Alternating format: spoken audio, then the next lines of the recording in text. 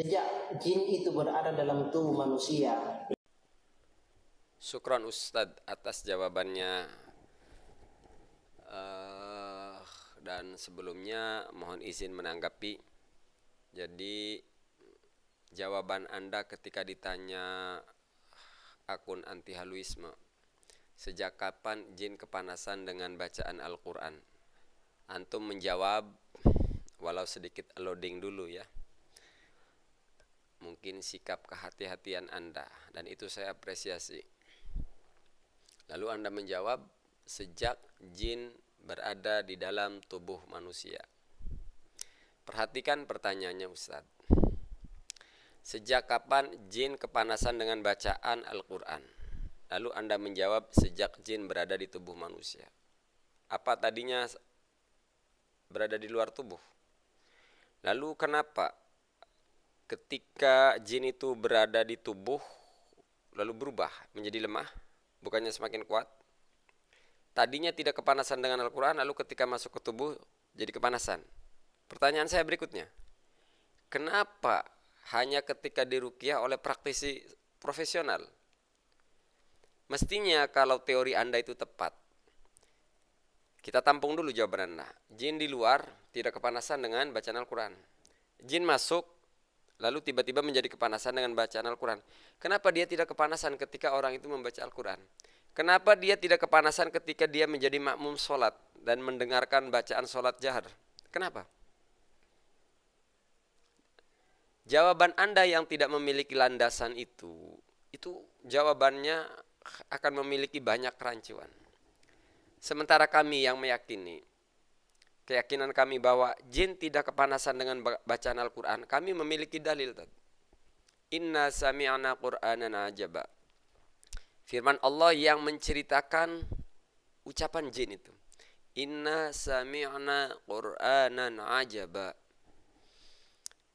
Lalu kalau Anda misalnya mengklaim, oh itu tergantung jin kafir dan tergantung yang membaca. Justru ayat itu yang membaca waktu itu Nabi Muhammad SAW dan yang mendengarkan jin kafir.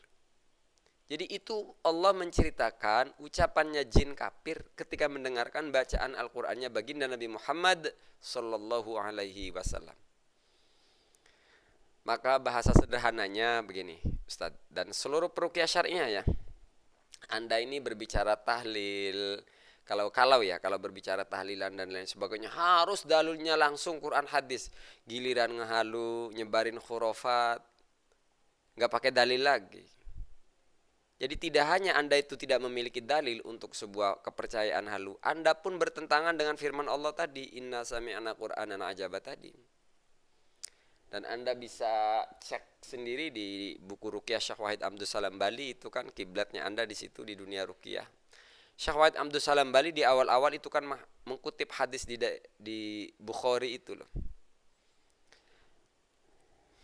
Yang ketika itu Nabi Muhammad SAW membawa sahabat memperlihatkan bekas pertemuan, jejak pertemuan itu. Itu kan dikutip ketika menjelaskan itu loh. Berkaitan dengan asbabun nuzulnya ayat tadi dan surat Al-Jin itu. Jadi apa yang Anda sampaikan itu dan semua ya.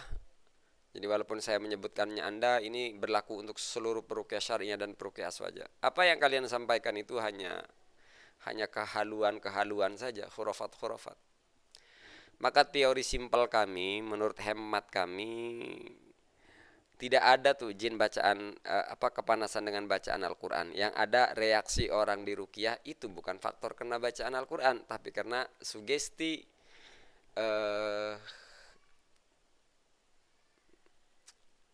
yang diterima oleh si pasien, baik secara langsung atau secara tidak langsung. Itu pendekatan kami. Dan kami siap mempertanggungjawabkan. Pemahaman kami tidak bertentangan dengan Al-Quran dan tidak bertentangan dengan hadis.